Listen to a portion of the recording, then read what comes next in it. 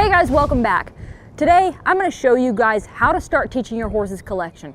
Now, we're probably going to break this down into a 3-part series of real-time training sessions as this horse progresses. And today, I'm going to show you the fundamentals that you need to get started on the collection process. Now, I did do a part 1 of teaching a horse collection on another horse a while back. Unfortunately, that horse went home before I had a chance to do the part 2. So I kind of wanted to start over from square one, from the ground up, so you guys can see the whole process on one horse. However, that video is still packed with very relevant and helpful information. So if you're interested in seeing that, I will be sure to link it in the description below. Let's get into it. So there are 2 parts of collection that we talk about, and I addressed this in my other video. Half of it is mental collection, half of it is physical collection. I'm going to be talking mostly about physical collection today, but you need to be very aware of the mental side of collection before you start this, because if your horse is not mentally collected and doesn't have accountability about his speed, then it's going to be very, very hard to teach him physical collection. Now, what mental collection is that I can push my horse up to any gait and he maintains the speed there that I put him in without surging, without speeding up and slowing down and charging forward and running through my hands, okay? I want to be able to put that horse on a loose rein and he takes some accountability about his speed and maintains it, okay? He's balanced in his gaits. Even if maybe he doesn't have physical frame and collection, he's still maintaining his own speed, like I said. Okay, so I'll show you what I'm talking about right here. Bring him up to a trot. Notice I can put him on a loose rein here and this horse trots along. I don't have to babysit him. He's not trying to stop on me all the time. He's not trying to speed up. So I'll guide him around a little bit here. Good job. I can move around and this horse just does its job like so, okay? I will bring him up to a lope as well to show you guys. He needs to be able to do this at all 3 gaits, like I said. Very nice. Okay, again, pitch him away on a loose rein. This horse is doing his job. He's staying balanced in his gait. He's taking accountability for the speed he's going, and I don't have to pull on him or try and hold him in place to make him maintain the gait. Good job. Bring him back down here. So that's what I'm talking about with your mental collection. That horse is taking responsibility, okay? So we definitely need to have that. The horse has to be comfortable with what he's doing before you start asking for the physical side of collection. All right, so physical collection is when we ask the horse to round his top line, lift his back, and rock the weight back onto his haunches so that he's prepared for any maneuver we may ask him to do. All right, and the way we're going to do this is by getting the horse's whole body to soften, okay? That's the first thing that needs to happen. Now, another thing you need to be very mindful of before you get started on this is that your horse can take a leg. So there's still a lot of misinformation out there about leg cues, and so many people have been taught to squeeze to go. That's a very faulty cue. And the reason I say that is because some people think it's more gentle on your horse, but it's really not. As you get going and you start advancing your horsemanship, you want to be able to squeeze your legs here and pick up your horse's back, and that's how we're going to ask for collection. So if every time you squeeze, your horse thinks he's got to go faster, that's going to be a big problem there, okay? I want your horse to pretty much, when you start this process, your horse should just completely ignore your legs. When you squeeze like this, nothing should happen, okay? Your horse doesn't know what it means at this point, but he shouldn't be going forward. He shouldn't be going backwards. He should not be trying to evade the pressure in any way when you squeeze your legs. So this is the cue that you're going to be using when you start. You're going to squeeze with your calves, okay? If nothing happens, you're going to gently lift, squeeze harder, harder, harder, make contact with your spurs, and then lift. Now, he knows he should probably change something because he feels that spur making contact with him, but he still doesn't know exactly what that is, and that's okay. I'm just showing you what the cue, what should be happening. Now, I'm going to address really quick the way we ask our horses to go. So I just start bumping with my legs here. We call it fanning the horse with our legs, and we just kind of bump, bump, bump like this. It's not the spur. We're not tipping our toes down and jabbing the horse like this. It's just our legs. Bump, bump, bump, and maintain that rhythm until the horse walks off. So I'm not going to go into a whole riding lesson on what cues you should use to get your horse to go, so on and so forth, but it's very important to be able to differentiate those cues. So squeezing is for collection, kicking is to go, or bumping your horse, whatever term you want to use. All right, let's get started. Now, the first thing that I'm going to do is to bring my horse up into a trot here. I like to have a little bit of impulsion for this exercise, and I've shown you guys this exercise in some other videos, so I'm not going to go into detail on how I teach it. I'm just going to show you the usefulness for collection. Okay, so I've got my horse on an arc here, and you can see the energy is flowing through that horse's body really nicely. There's no straight sections and then a kink in his neck. His hip is driving through himself. Everything looks really good. He's soft. He's softening the rib cage. Now, what's really handy about this is that I can take my inside leg here and bump him there, soften the rib cage, and get him to lengthen these muscles on the outside. To get physical collection, like I mentioned before, we need our horse's whole body to soften so we can really relax the top line. That's where it all starts. He's got to relax the top line before he can lift it up. So you can see I have my horse on a really nice soft arc here. When I bump my inside leg, this horse answers with his chin, and then we'll go to the other side. This exercise really allows me to kind of break the horse apart, work on both sides, and then when we put it together again and we squeeze our legs, then we can start getting some of that collection and getting the horse to lift his back.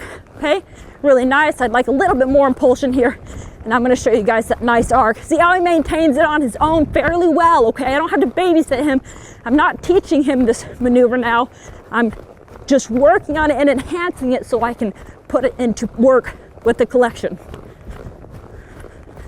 All right, very nice. Go ahead and ask him to stop. So you want to be sure that your horse can move really well in an arc like that, maintain impulsion, maintain fluid energy through his whole body. The shoulder's not falling in, it's not falling out, the hip's not weaving all over the place. The horse knows exactly where he's going. He has direction and focus. Okay. Now, the next step I'm going to do, I'll show you this at a standstill, even though I don't like to work on it a lot at a standstill, but I want you to see the leg cues, okay? When I'm at a trot or at a walk, I'm going to squeeze my legs, like I mentioned before, okay? Squeeze my legs. My horse is backing up because I made contact on the reins. I'm going to close my hands on the reins, squeeze and ask the horse to drive forward. See how he's softening the pole there? So we're getting a little bit of softness in the chin. Now that's the first thing we're going to focus on, that's not the be-all end-all of collection. A lot of people think collection's a headset and they start getting the chin to soften and move backwards and the horse breaks at the pole, but he never actually softens the top line, okay? So collection goes so much farther than a headset. Once again, I'm going to squeeze with my legs, ask the horse to pick his back up, and I'll wait till I get a little bit of softness in the chin there and then release, okay? So that's where it's going to start. Notice I don't pull harder when I'm waiting on that horse. I squeeze harder with my legs, okay? Once again, squeeze my legs. The horse is kind of pushing down into the bit, not the end of the world. There we go. And get some softness in the chin.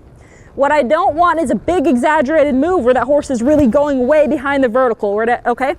We just want him to know how to soften in the chin and soften at the pole, because getting relaxation one part at a time, one section of the horse at a time, is what we're trying to achieve here, okay? Step him up, see how he kind of pushed on the bit there, and then I got him back. I'm going to bring him up to a trot here because sometimes getting a little bit of impulsion actually works better, okay? So squeeze my legs, close my fingers, the horse softened his chin, very nice. Once again, there we go, very nice. All right, go to the left.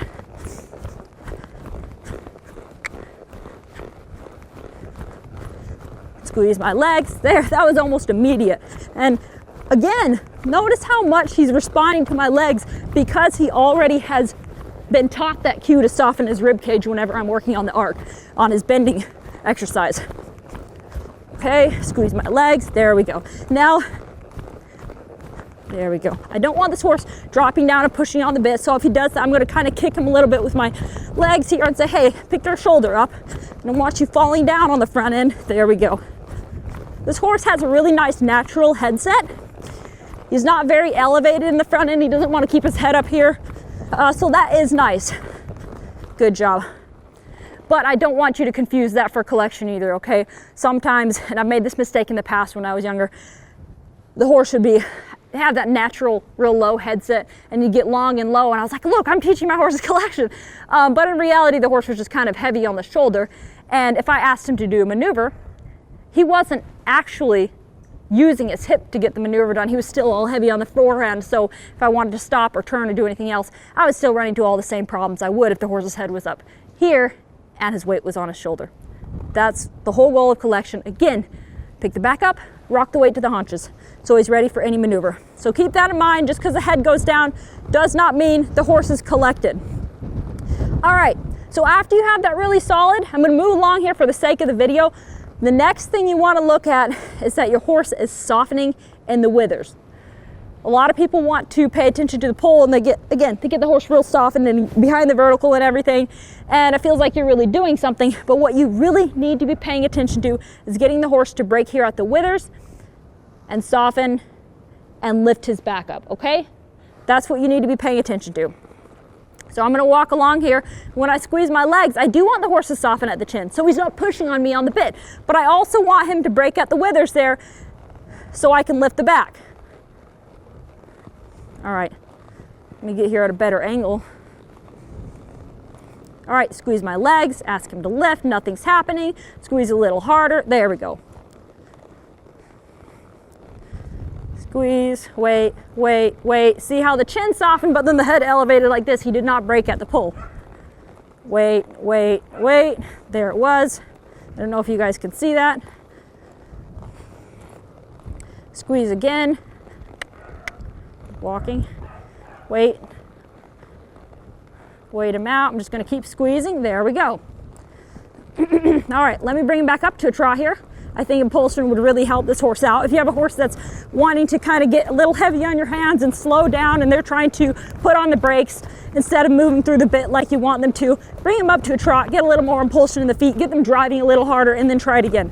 All right, so I'm gonna squeeze here. Yeah, this is working way better for this horse at a trot.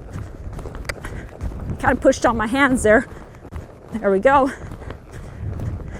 And another thing that I try not to do is to put too much contact on my horses. A lot of people want to tighten up their hands like this and work like this on the horse. This is not what you want to do. You really don't want to give them anything to push on.